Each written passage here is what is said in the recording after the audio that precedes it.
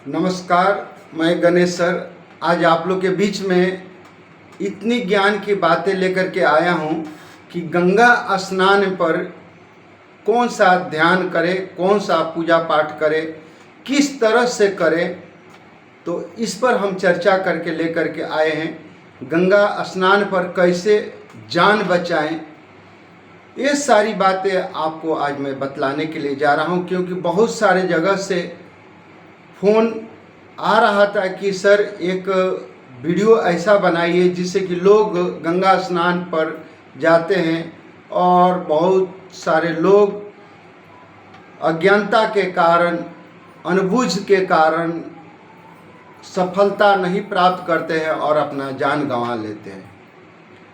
भारतवर्ष में बहुत सारा तीर्थ स्थल है, चाहे हरिद्वार हो, काशी हो, विंध्याचल हो, बैजनाथ धाम हो, बनारस हो, बहुत सारा तीर्थ स्थल है और सभी तीर्थ स्थलों पर गंगा जी विराजमान हैं। तो गंगा जी विराजमान जरूर हैं, लेकिन गंगा जी एक पवित्र, पावन पवित्र गंगा है।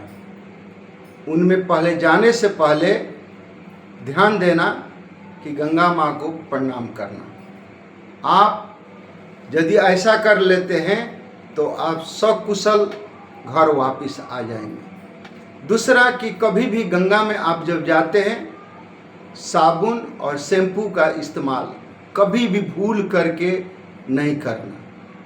तीसरी बात कि वहाँ पर कूड़ा और गंदगी, गंगा माँ पवित्र नदी है और सीधे हिमालय से आई हुई नदी है, इनको अपवित्र न करें, उसमें कूड़ा और कचरा कभी भी न डालें, इतना जरूर ध्यान देना।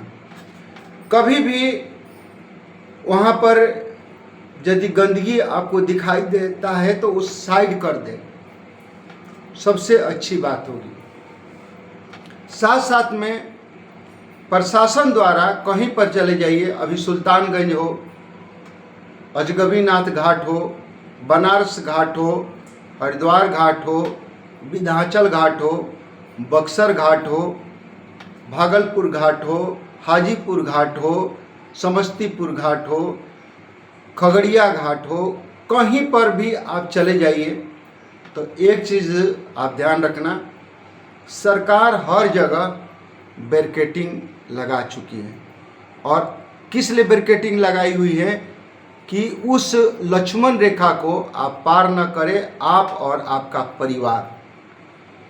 क्योंकि बैरिकेडिंग के अंदर में यदि आप स्नान करते हैं तो बिल्कुल आप सुरक्षित रहेंगे। यदि बैरिकेडिंग पार करते हैं तो आपकी जान जा सकती है, जान आपकी जोखिम में पड़ सकती है।